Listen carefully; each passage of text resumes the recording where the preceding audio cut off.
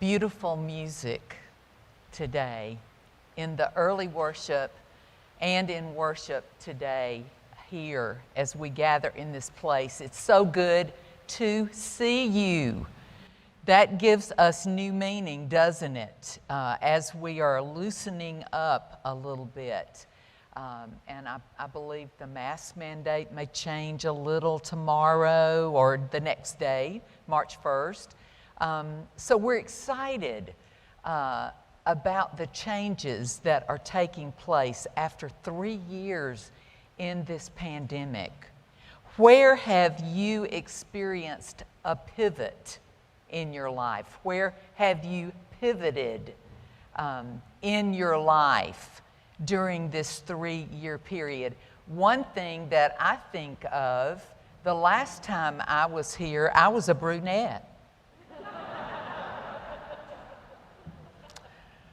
I just let that hair color go. And it was amazing what I found underneath, you know, after so long. So that has been interesting. My sister dared me. She said, let's do this. Let's just let our hair color go. So we both have. So we're recognizing each other with new hairdos these days. So it really is me that's here with you. Also, when you think of areas where you have experienced a pivot or where you have pivoted, one area I know for all of us is with technology. When I assumed the role of executive director at Baptist Women in Ministry of North Carolina, it was in 2018, and when I was asked to take that position and help transition a new position with BWIM, really a pivot for them, I thought to myself, you know I will have to do more technology, even though I was doing a lot already.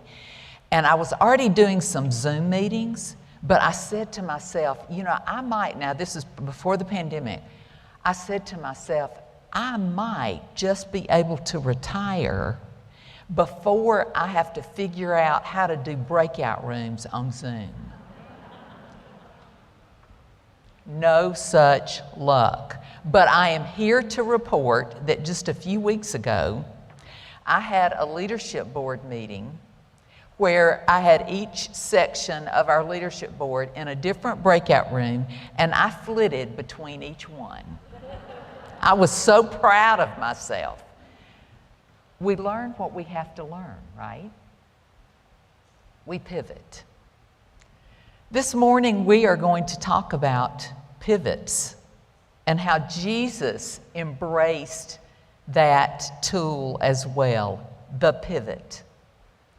Let me first just say hello. I'm Kathy. I live here in Winston, and as executive director of Baptist Women in Ministry of North Carolina, I work out of my home, and I had made that transition prior to the pandemic, but have continued to learn ways where we can do ministry and really thrive with BWIM NC in this time in which we live.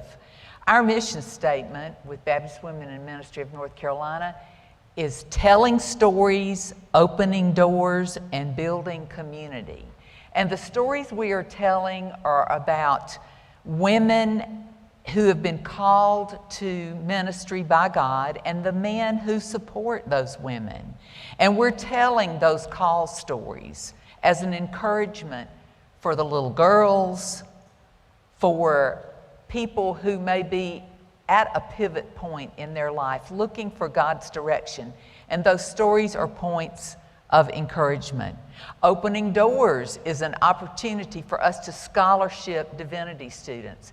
BWIM North Carolina scholarships 7 divinity students: Wake Forest, Gardner-Webb, Duke Baptist House of Studies, and Campbell. We're excited that in the last few years we have been able to enlarge the number of scholarships that we provide, and that's exciting for us. The third part of our mission statement is building community, and we do that And I have to tell you, I was a little nervous once the pandemic hit. We were doing this beautifully by hosting regional lunches. So I would go all throughout the state. I'd be in Wilmington, I'd be in Asheville, and all in between, hosting a regional lunch where I would meet women in ministry in person at a restaurant.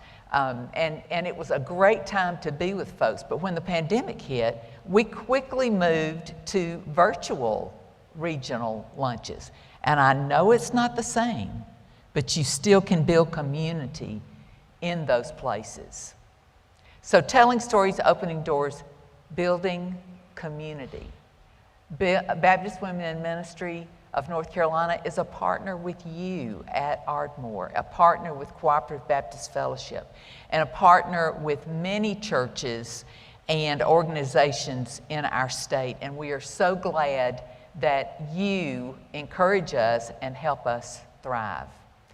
Today I want to take you back to my middle school years and tell you about a pivotal moment in my life. In junior high, and that's what we called it when I was in school during that time, I think I had the best PE teacher ever. Her name was Mrs. Brand. She was also my 7th grade homeroom teacher, and I have to tell you, she was fierce. I remember Ms. Brand as strict, serious, and very loud. And these characteristics were dramatized on her face. You could read her face and tell what kind of mood she was in, and you could also see that sense of humor come through. As an educator, Ms. Brand's goal was to introduce her students to a variety of sports and exercises, as well as teach the importance of personal hygiene and well-being. And what if you were not the most athletic person in the room? Ms. Brand was still intent on teaching the mechanics of a particular game or sport, motivating students to learn and participate so that they felt included. And then to inspire personal courage for students to think differently about their own potential as an active person. They didn't have to be an Olympic winner, but as an active recreational person. 3 areas that stood out for me that were of special significance, where Mrs. Brand encouraged me to participate and feel included. Volleyball, tumbling, and I can't wait to tell you more about that, and basketball. I was one of those people that I was never chosen first when teams were being divided up. And I went on later to be an elementary school major at Auburn University. I'll just throw that in. And one thing I learned when I was taking physical education for the elementary school teacher is that you never let teams be chosen that way. That's a horrible way, and we all know that, don't we? That's not a good self-esteem growing way to pick teams for games, but that is kind of the way that that was done then. So I was never one of those that was picked to be in the first run of a team. But in volleyball and with Ms. Brand, you were on the team, you were in the court, and I figured if I was not good on the front line, we were going to rotate in a minute and I'd have a chance in another slot. So I was liking this sport, volleyball. And then I discovered that I could serve. I had some power here in this right arm and fist, and I could get that ball over that net. So I was having some success with volleyball. So much so that when I went to school at Auburn and had to pick some PE classes to take, I took power volleyball. I still wasn't very good, but I did it. I wasn't afraid of it. And I enjoyed the opportunity to participate and feel included. Tumbling. One of the most fun activities I ever had in PE, but to this day, I do not understand why anyone wants to stand on their head. That just does not make sense to me. And one of the activities that Ms. Brand had us do was called a tripod. And you put your head on the ground and you were kind of standing with your head, like if you were going to do a handstand. But then you would put your hands flat on the floor, your elbows would be up, and then you would put your knees on your elbows so you look like an upside down chair. I could never get it. Never, never, never. So Ms. Brand one day, and she did not humiliate me. I mean, it was a fun thing, so much so that I still remember this. She got a couple of my friends, she said, you know, Kathy's gonna do this before this semester's over. She's gonna do this. So what we're gonna do is you hold this arm, you hold this arm, let's get the knees on there, and then we're gonna see if we can hold it for 3 seconds. And we did it. And we laughed, and we applauded. And so to this day, I still feel kind of good about that. Basketball. Another team sport. But in this team sport, I had a certain position, and I had to learn how to carry out the task of that position. And I became very well equipped, or at least had the knowledge of how to dribble and how to pivot. Those were important aspects of the game. My middle school PE education was a pivotal moment for me. Being around a teacher like Ms. Brand was pivotal in my development, and it has made a difference in all those years when I served as a youth minister, as a college minister, as a leadership development person, in how we design games for people to get to know each other. There is an art to that. And how we invite people to participate in events so that they feel included and then want to share their resources with their community.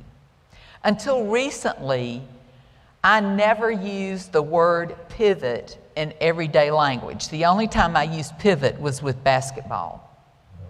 If I was searching for a word to communicate the need to be flexible, I used words like adapt and adjust.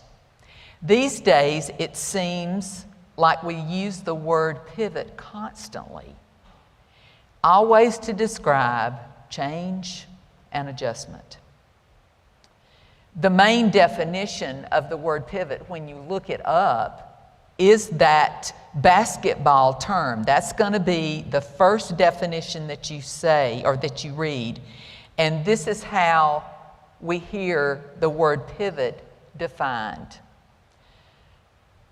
To pivot is a movement in which the player holding the ball may move in any direction with one foot while keeping the other foot, the pivot foot, in contact with the floor. Okay, I get that, and it sounds very medicinal. So, and I'm a very emotional person, so I want some feeling with this thing. So I decided I was going to resource someone that played basketball. And I have this friend, and she's a good friend, but now she's even a better friend because I'm just so taken with how equipped she is recreationally. But my friend Roper Halverson, some of you may know her, she was inducted in 2013 to the Wake Forest Sports Hall of Fame in women's basketball. And let me give you a little more information on her. Roper was a pioneer in women's athletics at Wake Forest. She came to Wake Forest in 1972 and was a member, and this is what got me, of not just the basketball team, but golf and volleyball. Oh, she is just a star. And I knew her picture is in the Coliseum and all that kind of thing. And, you know, she does other things too. She's a nurse educator and a leader at First on Fifth in Winston. But I was just really wowed by her bio with her basketball.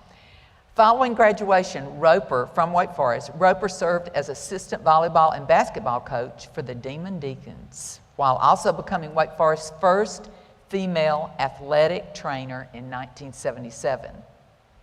Formerly the analyst on the Wake Forest IMG Women's Basketball Network, Roper was also inducted into the Winston-Salem Forsyth County Sports Hall of Fame in 1990. So I contacted Roper and I said, give me the more than definition. Here's what a pivot is, but give me more than. And she was eager to oblige because she says, she describes a pivot as, yes, that definition from the dictionary, but it's more than redirecting, more than rotating, more than adjusting. To pivot is to move forward with care while protecting the ball. I love that. It's about protection. It's about creating a space that will preach.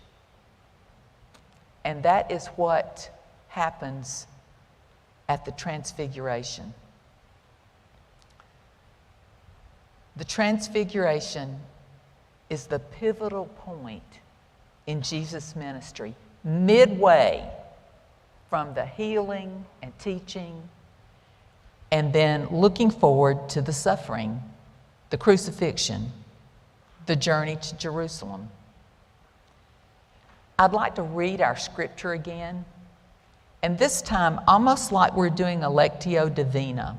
While I read the passage from Mark, I want you to look for the pivots in the story. Where is Jesus making a pivot? Where are the disciples making a pivot? Where is God making a pivot? After 6 days, Jesus took Peter, James, and John with him and led them up a high mountain where they were all alone. There he was transfigured before them. His clothes became dazzling white, whiter than anyone in the world could bleach them. And there appeared before them Elijah, representing the prophets, and Moses, representing the law. Both were talking with Jesus. Peter said to Jesus, "Rabbi, it is good for us to be here. Let us put up 3 shelters, one for you, one for Moses, and one for Elijah." Peter really did not know what to say. And the disciples, the inner circle, were frightened. Then a cloud appeared and covered them. And a voice came from the cloud. "This is my son, whom I love. Listen to him. Trust him." Suddenly, when they looked around, they no longer saw anyone with them except Jesus. This is the word of the Lord. Thanks be to God. The pivots at the Transfiguration. So much more than the dazzling white garment that wowed the disciples and frightened them at the same time. In the New Testament, the Transfiguration is focused on Jesus' identity as healer and teacher with a pivot toward glory. I love that word, glory. It's also a movement. The Transfiguration is a movement that will demonstrate what's to come. The road to Jerusalem, the suffering, the death, and resurrection. Jesus still teaching the disciples what is to come. In between all the teaching and healing and suffering on the cross, Jesus pivots. Jesus takes his inner circle to a mountaintop where they encounter God. They're in that space that Jesus has created. Jesus begins to shine with bright rays of light, and the disciples, of course, they're afraid. It's an unknown place to be.